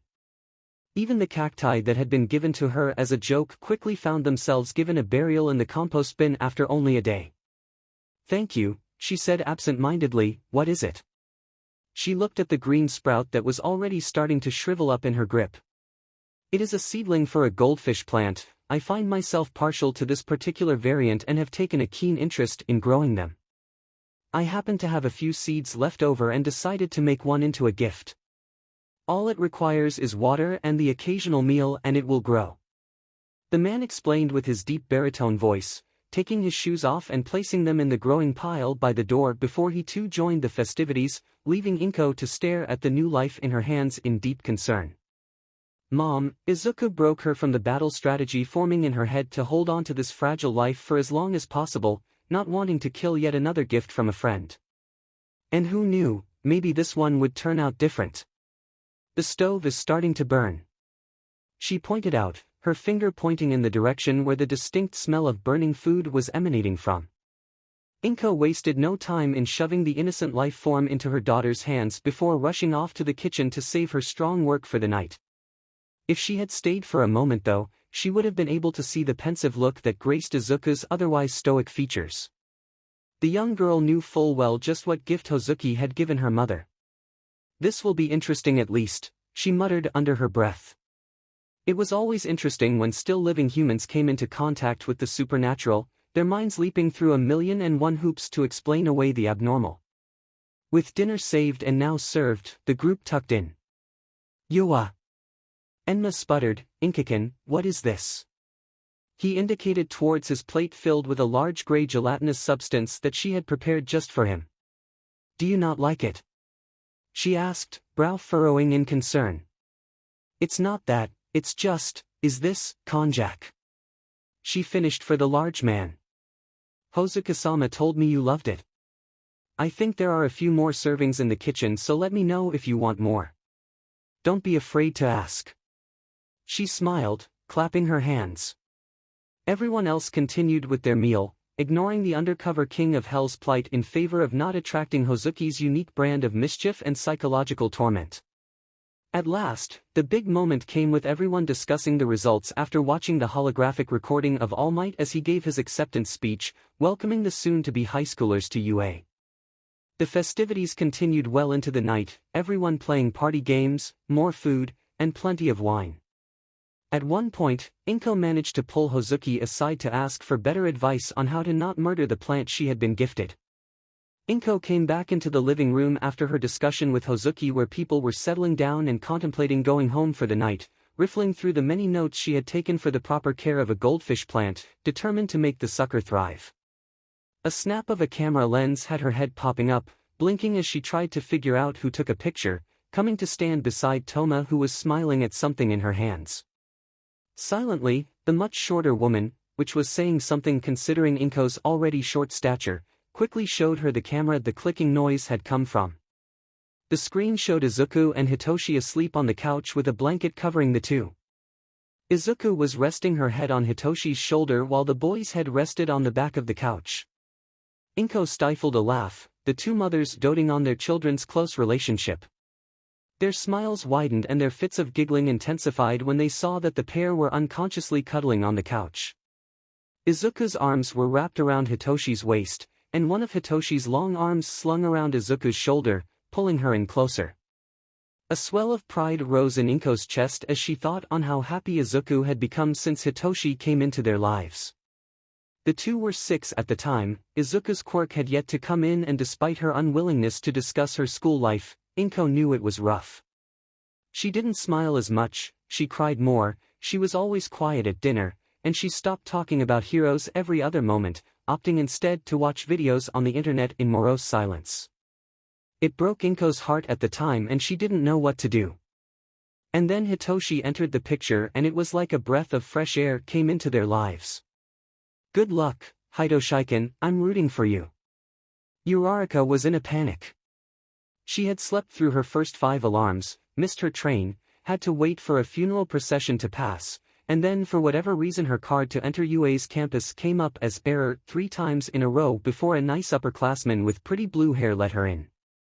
Now she was shooting down the hallways at record speed, dodging her fellow latecomers as her eyes looked around for Class 1A. 1A.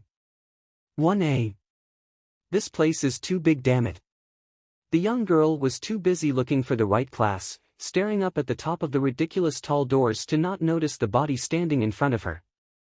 The collision felt like running into a brick wall and Uraraka found herself on her butt. Sorry, she rubbed her head, mentally working to regain her bearings. I wasn't looking where I was going. She trailed off as her eyes started to move up from the figure's feet and up and up and up.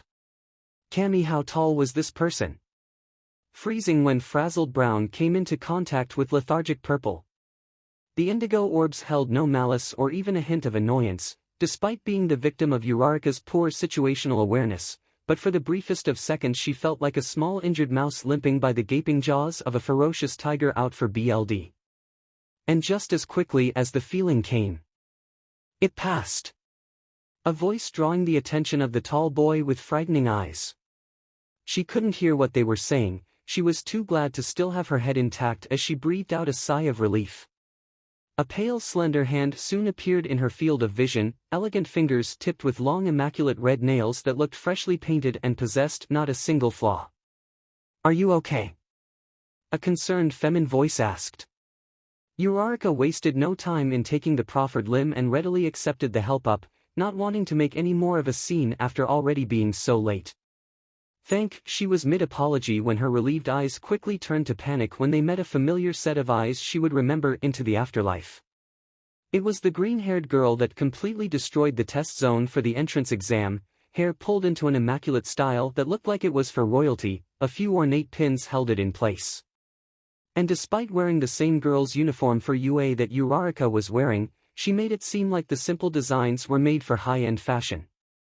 Toxic green eyes on a sea of black narrowed in concern as Uraraka blushed and stuttered, caught in a unique trifecta of emotions. It felt like her stomach was not only tied in knots but was also thrown into a washer machine, wanting to thank the girl profusely for saving her during the entrance exam, shrivel up and die from the recent embarrassment, and trying desperately not to burst into flames as a traitorous part of her brain whispered "pretty" into her ear. She didn't realize she had stopped breathing until the Oni girl had turned around to swat at her companion who had begun to snigger at Uraraka's expense. 3, she stuttered out, the two imposing figures not paying attention as they were now lost in their own conversation. She ran into me, it's not my fault if, excuse me, and you didn't even think to help her. Just stare. I just wanted to say, well I mean, shut up. Thank you very much for saving me. She blurted out, immediately going into a 90-degree bow to show her gratitude. If it hadn't been for you I probably would have, it's alright. Uraraka looked up, her brain close to short-circuiting with all of this morning's stress. And that wasn't even considering what her first actual day at UA would be like. Don't worry about it, you probably would have done the same if the roles were reversed. The green-haired girl told her, lips quirked up in a gentle smile, head tilted slightly to the side while her eyes crinkled as a sign of mirth. The giant teen behind her smirked down casually, the terror that the two had been able to induce with a look nearly forgotten as Uraraka tried in vain to hide her blush, the efforts only making it worse as it turned her face redder than a tomato from all the attention she was receiving.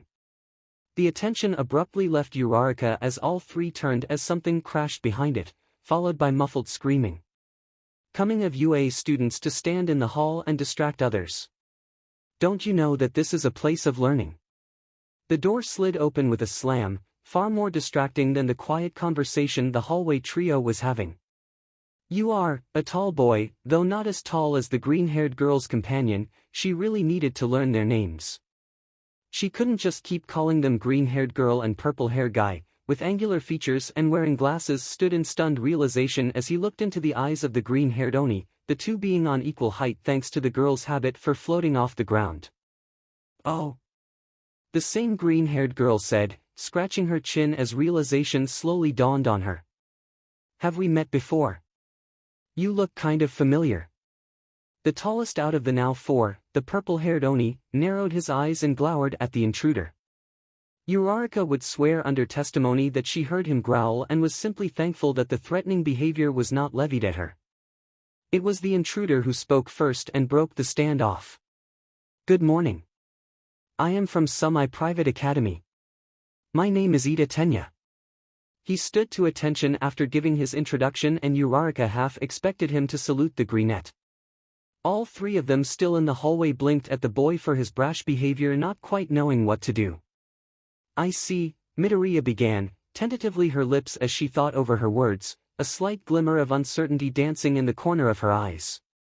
Closing her eyes and taking a deep breath, she smoothed her features over into a calm but serene smile, like she had known Ida all his life and was just now seeing him again after a long time apart.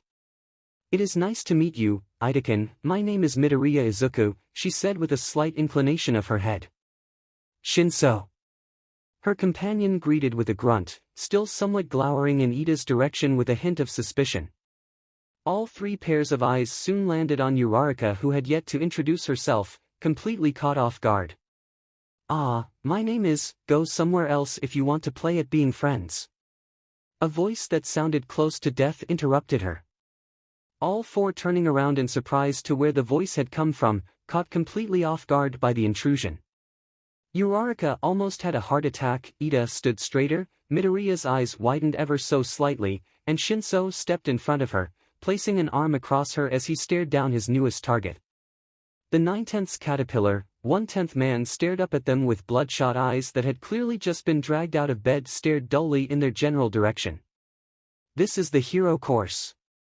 He stated the matter as fact, withdrawing a jelly pack from within the mysterious depths of his yellow cocoon-like sleeping bag and it dry with practiced ease. Somehow he managed to stand up and escape his puffy yellow confines, stepping out a scruffy man and not a butterfly like Uraraka half expected. Okay, it took 8 seconds before you were quiet. He groused out. Time is limited. You kids are not rational enough. The belated realization that this man, who looked more like a greasy hobo rather than a hero, was to be their teacher, sent shock waves through the class as people whispered to one another about the latest news. Many discussed in hushed tones about how this man was supposedly a pro-hero, yet shocked that he was one none of them could name. Even Midoriya and Shinso looked concerned at first, the two making eye contact before shaking their heads, having a completely silent conversation and making Uraraka wonder if they had some kind of psychic quirk. I'm your homeroom teacher, Aizawa Shota. Nice to meet you, he said, making everyone feel awkward with the sheer lack of enthusiasm behind the greeting. It's kind of sudden, but put this on and go out onto the field for a quirk assessment test. He pulled a pile of gym uniforms with the UA logo printed on them out of his bag, departing before anyone else could protest or asked about the orientation meeting and assembly. Everyone was able to find the locker rooms and change, but finding the field was another problem. Uraraka and quite a few girls had met up with some of the boys and were hurrying through the halls trying to find the field their homeroom teacher had told them to go to. An upperclassman pointed them in the right direction, apparently knowing who they were talking about before they even mentioned their teacher's name, and they were quick to run onto the field and meet up with the 5 that were already gathered there. She wasn't surprised to see Midoriya and Shinso out there, standing a bit off to the side and waiting for the lesson to start. Then there was a girl with a ponytail, a boy with dual-colored hair, and a kid who looked to be made out of jagged stone standing nervously to the side, casting quick glances towards Midoriya and Shinso. Despite initial hesitations, Uraraka found herself standing beside the Oni-themed duo, trying for a happy smile that probably came out strained and awkward. The two blinked at her, their expressions blank and seemingly surprised before they turned their attention back to where their homeroom teacher was still waiting for the rest of their class to join them, neither discouraging nor encouraging Uraraka's presence. She'd take that as a win for now. 18 minutes, 42 seconds.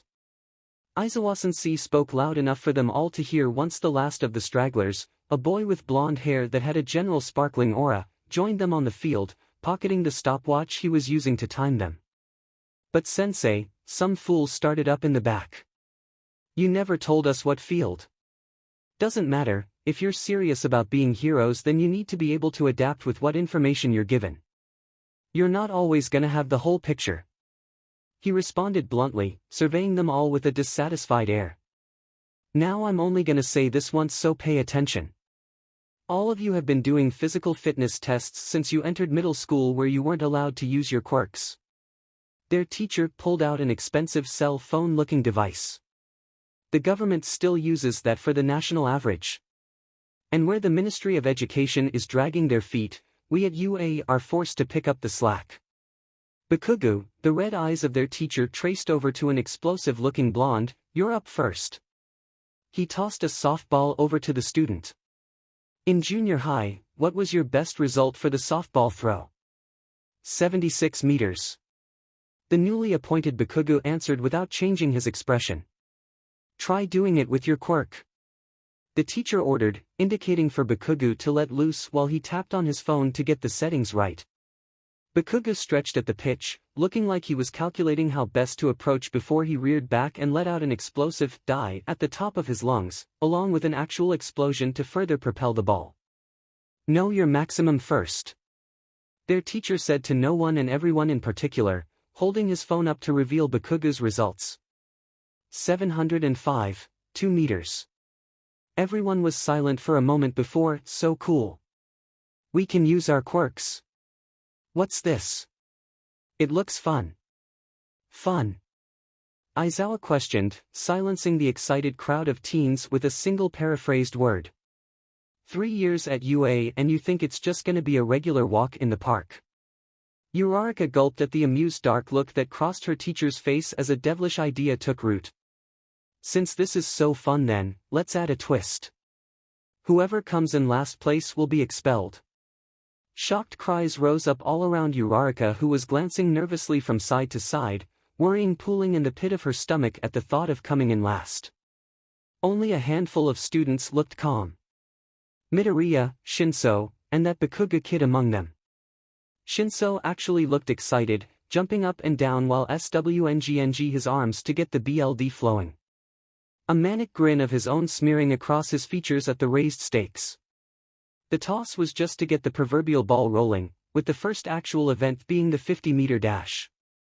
Already the expectations were high as Ida and a girl with a frog quirk came in at 3.4 seconds and 5.58 seconds, their quirks made rapidly apparent as the threat of expulsion hung heavily on 𝐸𝐸's mind. Her quirk was not suited for this task at all, but she did the best she could. Touching each of her clothes and shoes, 𝐸𝐸 lightened her load and made herself just a little bit quicker. And although she came in behind the boy with a tail mutation quirk, she didn't think she did so bad with a score of 7.15 seconds. Up next was Midoriya versus the ponytail girl. Both stood at the start, or rather one stood while the other floated with a look that said she could care less about if she was expelled.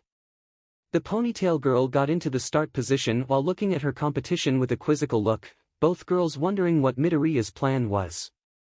The starting buzz rang out and 𝐸𝐸 must have blinked because Midoriya was already past the finish line, leaving a trail of dust in the air from her drag force and a stunned competitor who quickly got into gear and roller skated her way to the finish line. With a final result of 56 seconds and 5.6 seconds respectively, 𝐸𝐸 felt what little of her chances to succeed dry up ever so slightly. But that wasn't all the excitement for the event. The final duo being 𝗵𝘃𝗀 and 𝗫𝐸, who lined up at the starting line with a palpable aura of mutual hatred for each other. The difference being that where 𝗵𝘃𝗀 was staring daggers at the taller purple-haired boy, 𝗫𝐸 continued to jump up and down excitedly, his expression bordering on manic frenzy as he got down. Both their postures were tense as they waited the few agonizing seconds for the timer to start. 𝗫𝐸's fingers actually dug into the strong packed earth, shattering the surface as his digits dug into it like fresh Play-Doh. This time 𝐸𝐸 was prepared. She didn't know anything about 𝗫𝐸's abilities, but if they were anything like Midoriya's, then the results would be exceptional to say the least. And they were. 𝗫𝐸 left on the exact millisecond that the timer went off, blasting to the finish line in one mighty leap to finish at 1 second to the dot. 𝗵𝘃𝗀 came in a few seconds later with an explosive finish of his own and looked stomping off not a moment later while 𝗫𝐸 smirked down victoriously at him from his imposing height. The second test was a grip strength one and 𝐸𝐸 got an average result, fine with it as her quirk really couldn't do anything to help her in this case. The same boat as many others, she found out, with a few exceptions. Those with strength-based quirks or mutations soared above the rest, while a few like the roller skate girl, Yaoyorozu Momo, who got creative with a pressure device of some kind to soar ahead. But it was Midoriya and 𝗀𝐸 who took the top places yet again. Midoriya took the creative approach much like Yaoyorozu, tossing her device into the air with a flick of her wrist and letting a thin chain she conjured out of nowhere grip and crush the device, getting a score of 2,200 kilograms. She gave a satisfied nod before turning to 𝗀𝐸, who was doing leg stretches of all things while he got ready. The tall teen looked Midoriya straight in the eye with a "watch this" expression, holding the device out a foot from her face before crushing it with a simple flex of his forearm, letting the device clunk against the gymnasium floor they were in with a boastful look. It was clear to anyone and everyone he was showing off. The poor device couldn't even give a proper score, only a flickering error message. The jump test was easy for Uraraka. All she had to do was simply cancel her own gravity and yeet her way on through. Bakugo blasted through screaming all the way. 𝗀𝐸 again destroyed the starting line, as well as the part of the field he crashed into with the force of a falling anvil, and forced everyone to use the second jump course. But the best part was Midoriya, who was thinking way too strong about what to do. "Do you even remember how to walk?" It was 𝗀𝐸 who joked, clutching his stomach and covering his mouth while Midoriya shot daggers at him. Eventually she settled on something, shocking everyone when she came to land on the ground. Is she actually gonna leap? Can't she just fly? Is she gonna destroy this course like that other Oni dude? Ignoring the whispers of everyone else, Midoriya simply hopped into the air without a running start, and floated to the end, touching down on the ground to complete her jump before floating back to the gathered students with a nonchalant calm Uraraka was desperately in need of.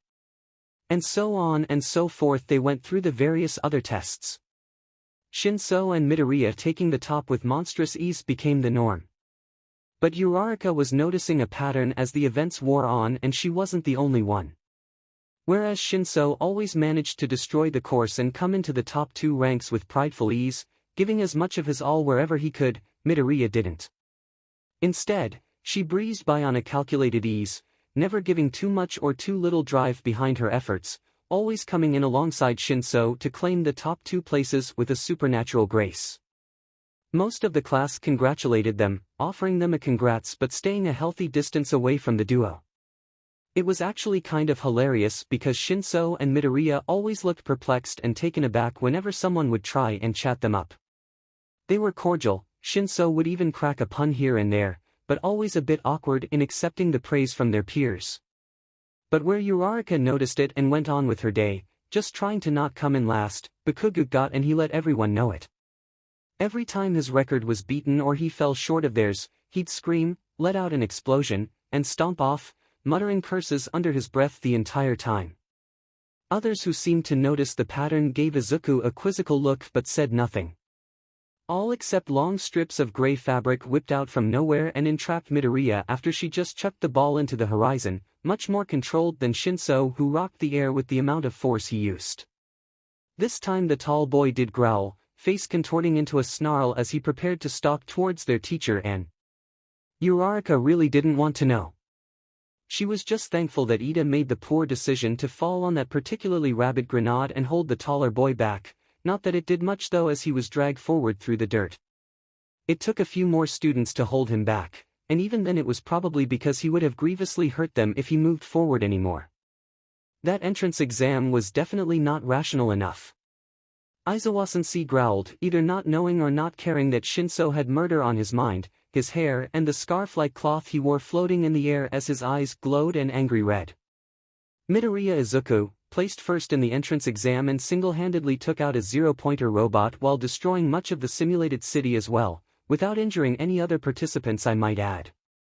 Their teacher must have tried to reel Midoriya in but only succeeded in pulling himself closer. The girl refused to budge, so he stopped. Despite this obvious defiance, he carried on unperturbed. That's no simple feat. Your marks on your written exam were quite high as well, almost perfect from what I saw. So tell me, then why have you been halfissing these tests? Halfissing. the collective thoughts of the class roared. Uraraka noticed the pattern, she did, but hearing it out loud, it only terrified her more. Here was a girl with a monstrous power placing first without even trying. More worrisome, she was reacting calmly to Aizawa-sensei's restraints, floating a foot off the ground with a serene grace, head down. No one could see her features, or even begin to guess what she was thinking as the girl in question's back was turned to them. "Well?" Aizawa-sensei asked after a moment of silence. "Are you just going to remain silent, or why would a student hold back?" Midoriya asked, an unnatural chill rushing across the entire field like a flash flood. Everyone and everything went silent. Even the slight breeze that had been blowing since they came out to the field stopped, hoping that the perfect predator that had yet to focus in on any target wouldn't notice it. Why? Midoriya enunciated, head and eyes rolling to look at Aizawa. Radioactive jade burned with an ephemeral ghostly green fire, making the light of Aizawa's own glowing red eyes dim in comparison. Would a student, she spoke slowly, almost as if she was the teacher talking to a particularly obtuse child, hold back?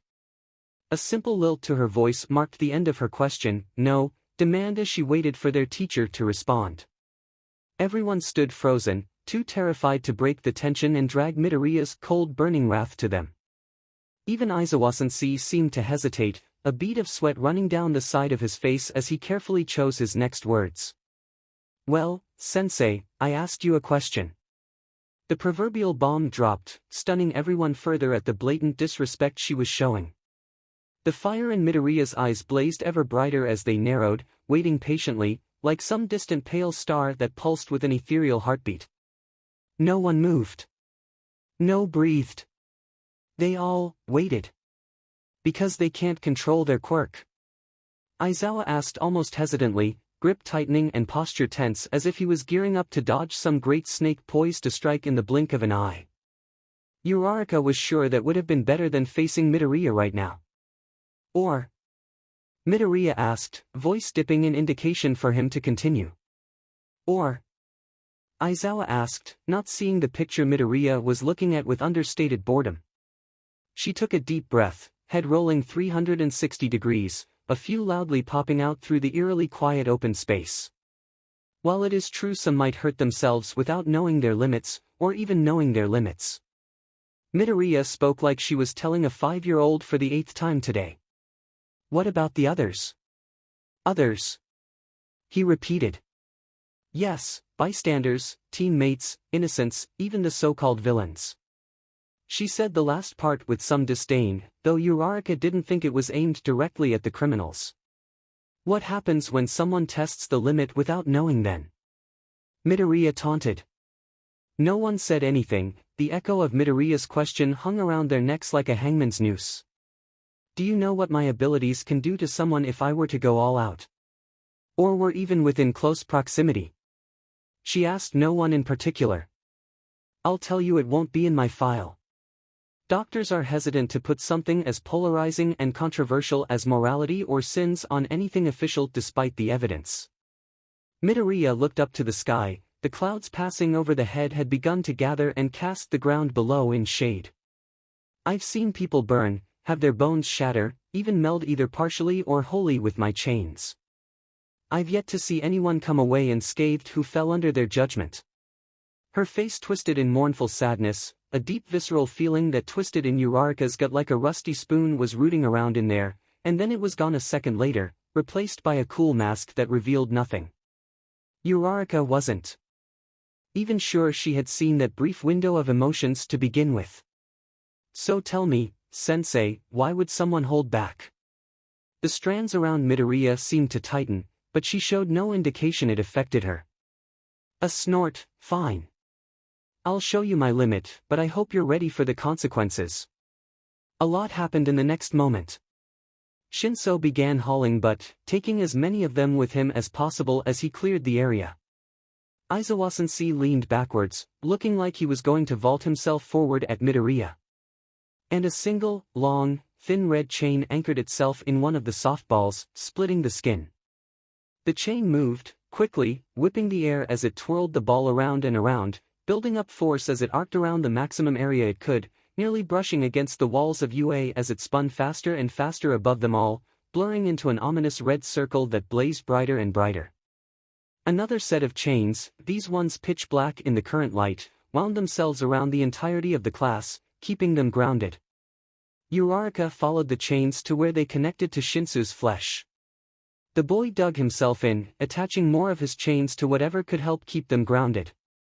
And a moment later, Uraraka realized why. The speed the chains were whipping about was generating powerful winds that billowed and rattled them, as if they were caught in a typhoon. A few even lifted them into the air and forced the students to grab onto whatever was available for dear life. Uraraka was too busy holding on and not getting launched into the stratosphere to see what happened next. But she did hear it. A loud boom, unlike thunder, unlike any explosion, something unnatural that shocked the air and shattered the windows nearby with the sheer magnitude of volume. And then it was over. Leaving everyone on the ground shaking and trying desperately to hold on to their lunches. For once Uraraka was one to keep onto hers, knowing it was better to get her breath before trying to stand. Only the sound of hurried footsteps made her look up, allowing her to see the retreating back of Aizawa-sensei, who told them class was dismissed as he hurried to the main building. Class dismissed. Their departing teacher gritted out.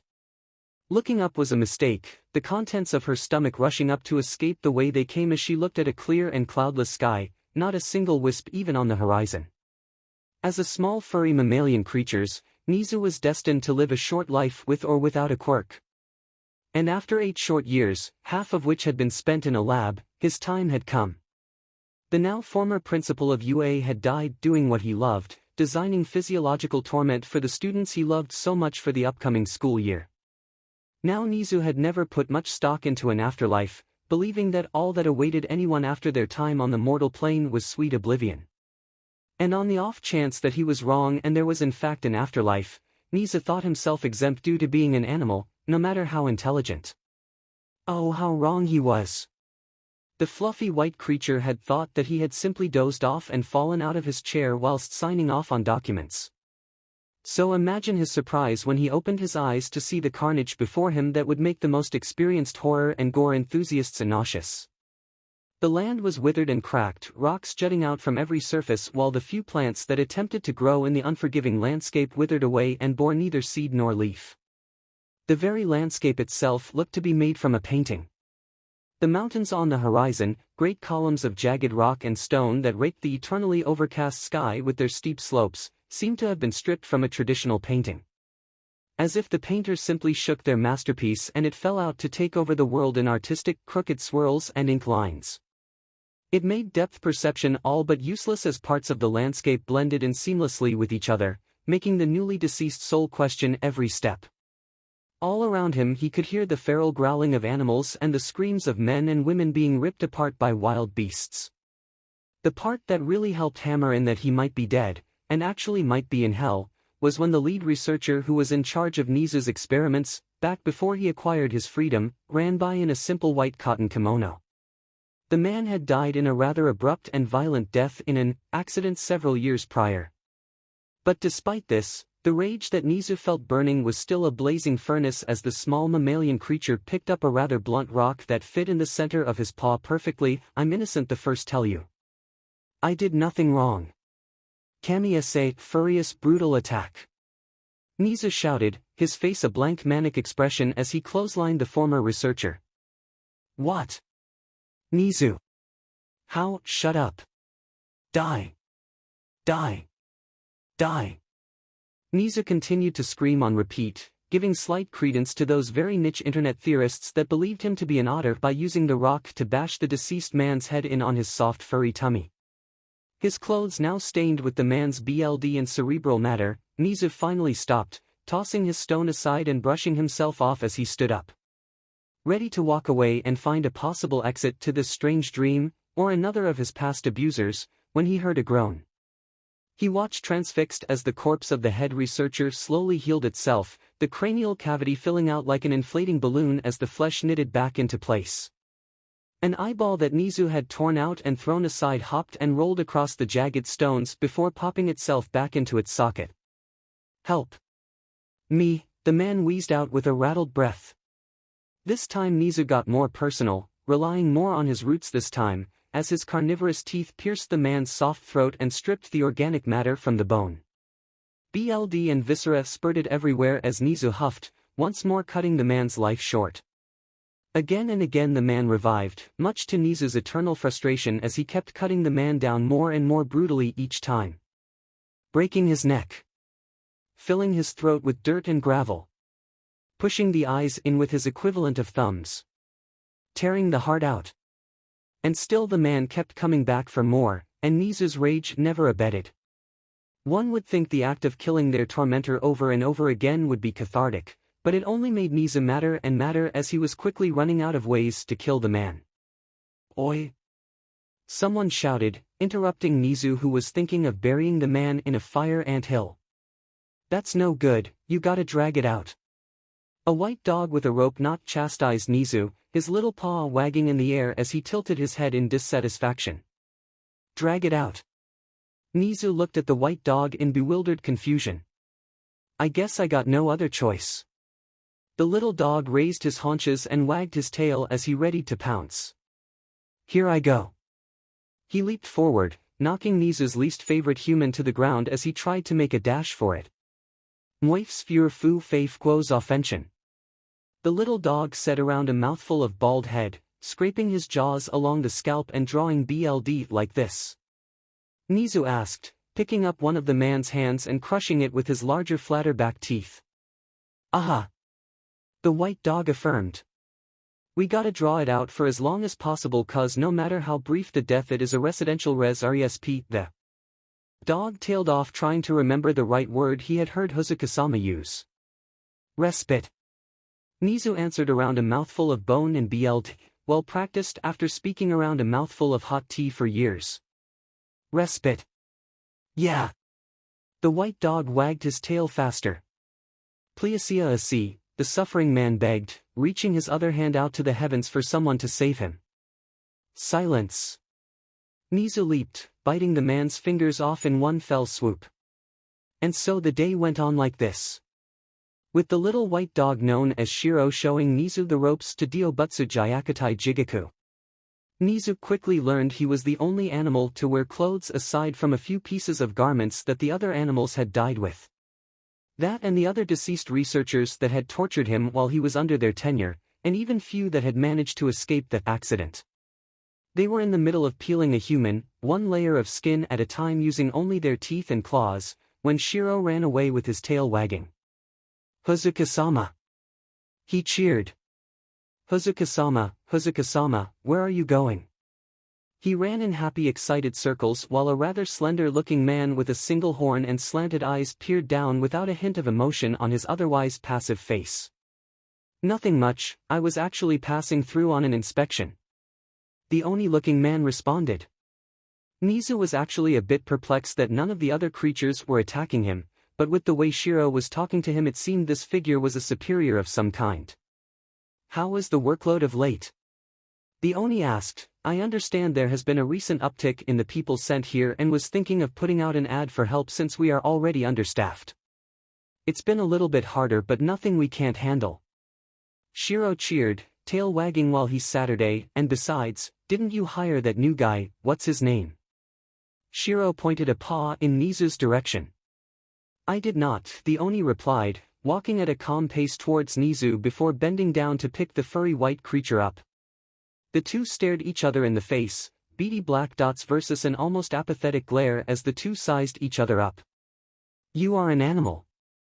The question was phrased as a statement. "Hi. What kind of animal, precisely?" "I don't know." "Is that willful ignorance or do you not truly know?" "Why does it matter? If I were to offer you a job in Jigoku, it would need to go on your file." The last statement had 𝐬𝐸 carefully considering his option. For all intents and purposes, if this was not a fever dream, he was dead. Perhaps a change in occupation would be a wise decision, all things considered. "Are you offering me a job?" "Hi. Then I am the rodent dog-bear-like creature quickly learned that working in Jigoku wasn't all fun and bureaucratic murder, and required a lot of actual bureaucracy. The small creature stood out a bit from the rest of Jigoku's personnel. Surprisingly, it wasn't because he was an animal, with the fashion being slightly dated and stuck about a millennium and a half in the past. It was 𝐬𝐻𝐬's personal theory that their supernatural lifespans meant a lot of them were stuck in the past, that or it was just more comfortable for the Oni to wander around the handcrafted robes.